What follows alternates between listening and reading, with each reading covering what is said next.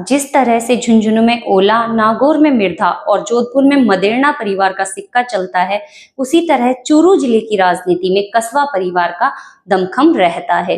राहुल कासवा वर्तमान में चूरू लोकसभा क्षेत्र से सांसद हैं। तो चलिए आज हम नो योर नेता सीरीज में राहुल कासवा के बारे में बात करेंगे।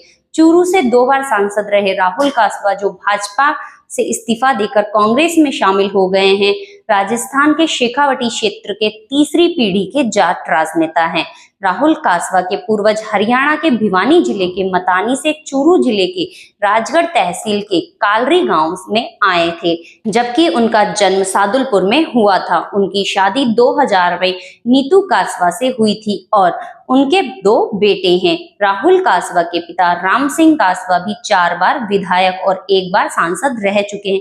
यही नहीं, उनके दादा दीपचंद कासवा भी लोकसभा सांसद रहे हैं। राहुल कासवा की मां कमला कासवा भी सादुलपुर से विधायक रह चुकी है। राहुल कासवा उपराष्ट्रपति जगदीप धनखड़ के दामाद भी है। राहुल कासवा और उनके पिता दोनों ही वरिष्ठ भाजपा नेता और पूर्व मुख्यमंत्री वसुंधरा राजे के करीबी माने जाते हैं। वह 37 साल की उम्र में राज्य से सबसे कम उम्र के लोकसभा सदस्य बने, जब उन्होंने 2014 में आम चुनाव में बहुजन समाज पार्टी के अभिनेश महर्षि को हराकर जीत हासिल की थी।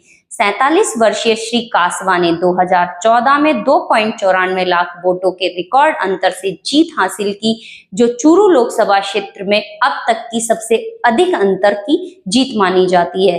वह अपने पिता राम सिंह कासवा के तात्कालिक उत्तराधिकारी थे।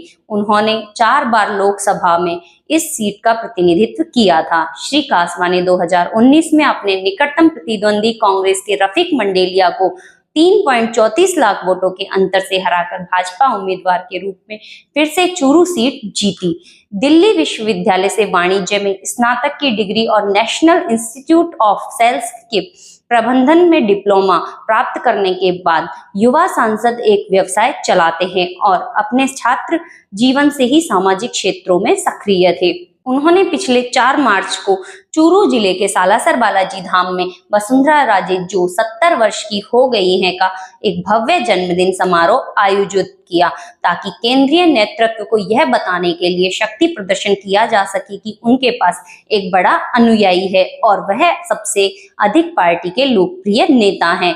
कासवा राजस्थान में 15% आबादी वाले जाट समुदाय से है, जो किसान आंदोलन के दमन को लेकर भाजपा से नाखुश हैं, क्योंकि अधिकांश किसान समूहों और यूनियनों का नेतृत्व जाटों द्वारा किया जाता है। यह समुदाय पिछले साल महिला पहलवानों के विरोध प्रदर्शन को केंद्र सरकार द्वारा संभालने से भी नाराज हैं। हालांकि राहुल कासवा एक पोस्ट के माध्यम से भाजपा की प्राथमिक सदस्यता के साथ साथ सांसद पद से भी इस्तीफा देने की घोषणा कर चुके हैं। वह तब से नाखुश हैं जब से पार्टी ने इस महीने की शुरुआत में उन्हें लोकसभा का टिकट नहीं दिया और उनकी जगह पैरा ओलंपिक खिलाड़ी देवेंद्र झाझड़िया को चूरू से अपना उम्मीदवार बना दिया। भावनात्मक आक्रोश में कासवा ने उन्हें तीसरी बार लोकसभा उम्मीदवार घोषित नहीं करने का कारण जानना चाहा। क्या मैं वफादार नहीं था? क्या मैं दागी था? क्या मैंने चूरू में काम करवाने में कोई कसर छोड़ी?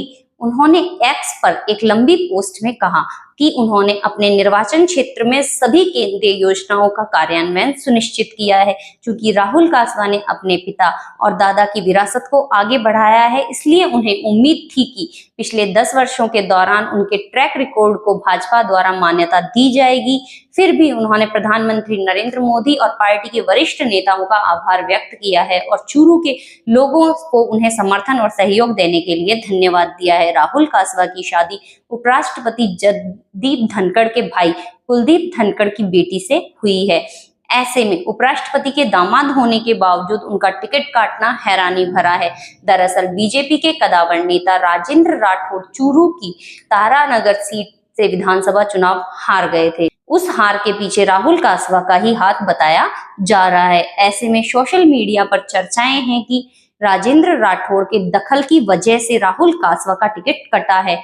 तो अब यह देखना है कि भाजपा का इनको टिकट न देने का निर्णय कितना सही साबित होता है। और अधिक जानकारी पाने के लिए आप हमारे चैनल को लाइक एंड सब्सक्राइब करना ना भूलें और कमेंट्स बॉक्स में अपने विचार जरूर लिखें। धन्यवाद।